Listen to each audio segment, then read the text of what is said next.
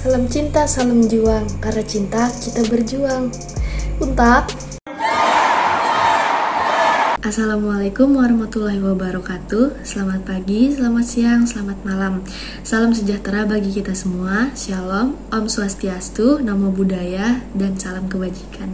Perkenalkan, nama saya Syarifah Najwa Alkab. Saya berasal dari Fakultas Hukum Universitas 17 Agustus 1945 Samarinda dengan NPM 23142. Di sini saya akan mengerjakan UTS yang berupa video dalam mata kuliah Bahasa Indonesia semester 1 dari dosen saya, Ibu Hajah Siti Aisyah, SPD, SH, MM, MH.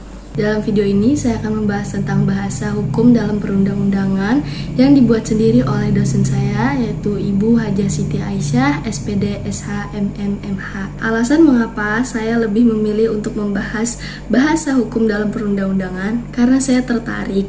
Itu yang pertama, dan yang kedua saya ingin tahu bagaimana sih bahasa hukum dalam perundang-undangan itu. Langsung saja ke materinya. Jadi ada 4 karakteristik dalam bahasa hukum. Yang pertama ada kejelasan makna, yang kedua ada perpaduan pikiran, yang ketiga ada kelugasan, dan 4 ada keresmian. Mari kita bahas yang pertama dulu, yaitu kejelasan makna. Gagasan dan ungkapan yang disampaikan menuntut kejelasan dalam pemilihan kata maupun kalimat, sehingga tidak menimbulkan multitafsir. Sebagai jabaran dari asas legalitas, dalam hukum pidana dikenal prinsip nullum crimen, nulla poena sine legge certa. Kurang lebih seperti itu cara penyebutannya, yang artinya tidak ada perbuatan pidana tanpa UU yang jelas. Prinsip ini mengandung konsekuensi bahwa rumusan perbuatan pidana harus jelas, sehingga tidak mengandung multitafsir.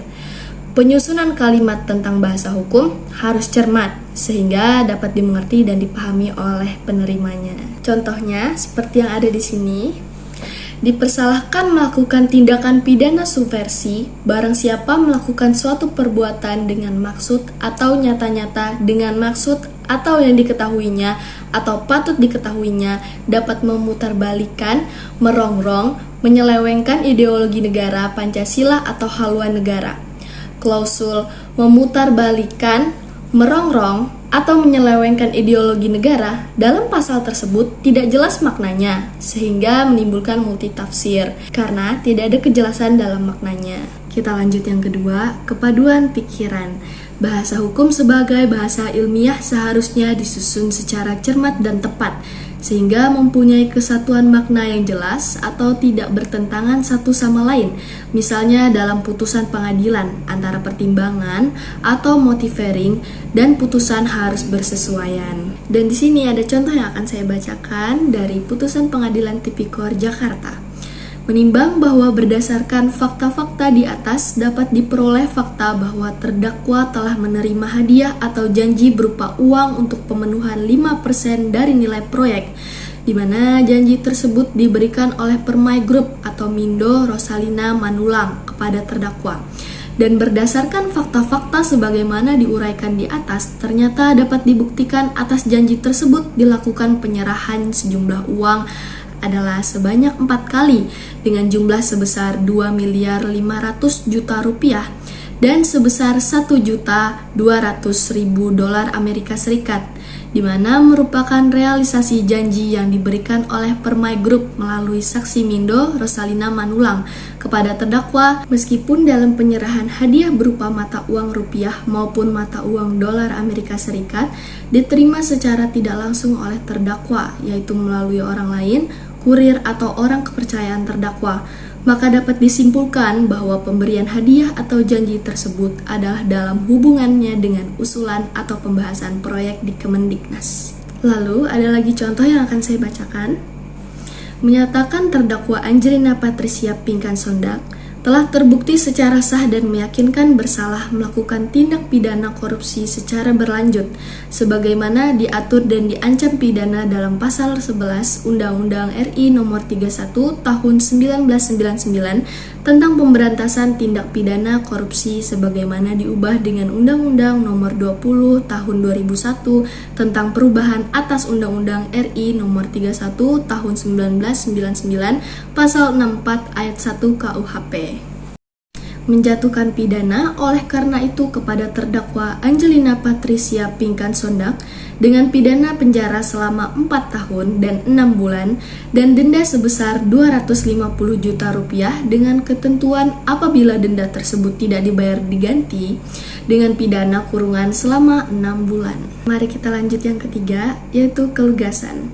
Kelugasan adalah apa adanya, kesahajaan atau kesederhanaan.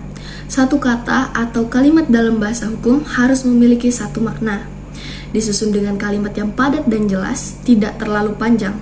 Kelugasan dalam bahasa hukum memerlukan 3 pendekatan.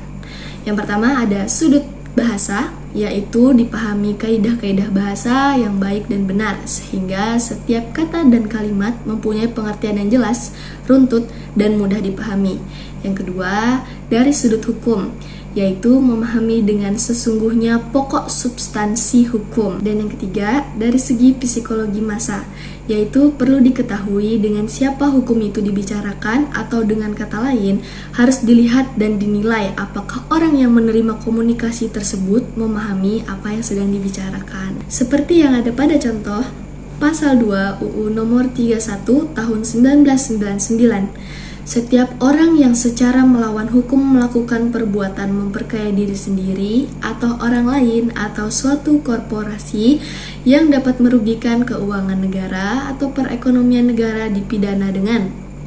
Bahasa dalam pasal 2 tersebut memenuhi aspek kelugasan karena dirumuskan secara padat, secara jelas, dan tidak terlalu panjang. Dan yang terakhir, yaitu yang keempat, ada keresmian. Keresmian, bahasa hukum yang digunakan seharusnya menggunakan bahasa yang resmi. Kata-kata dan susunan kalimatnya merupakan bahasa Indonesia yang baku. Itulah 4 karakteristik bahasa hukum dalam perundang-undangan. Cukup sampai di sini saja kawan-kawan. Sekian dan terima kasih. Kita di sini sama-sama sedang belajar. Mohon maaf apabila banyak kesalahan dalam penyebutan kata. Wassalamualaikum warahmatullahi wabarakatuh. Bingung mau masuk universitas mana ya?